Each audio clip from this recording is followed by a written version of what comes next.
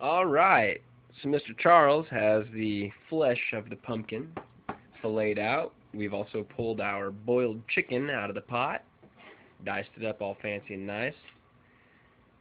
Just kind of throwing it in there.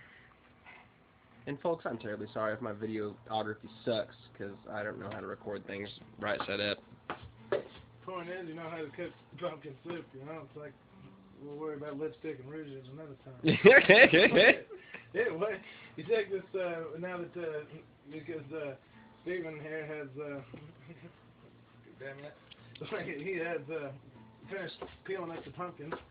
Like, we can just take and cut these, the rest of the way through.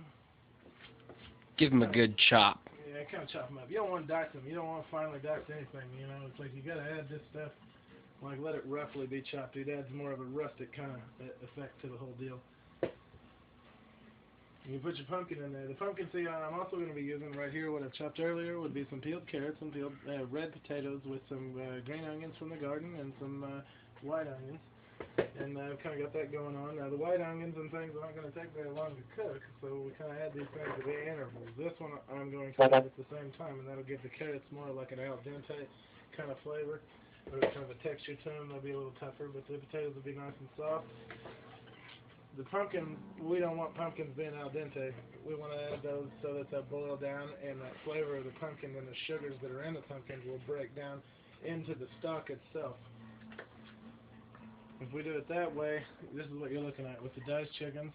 And you can start to smell that pumpkin, like you can really smell like, oh man, it smells like pumpkin and chicken stock. I use a chicken. Can everybody smell that pumpkin? We don't have smell-o-vision. You know. And we're temping the water for the beer. Looks like we've dropped our grains in. Monsieur. We'll be back in a few.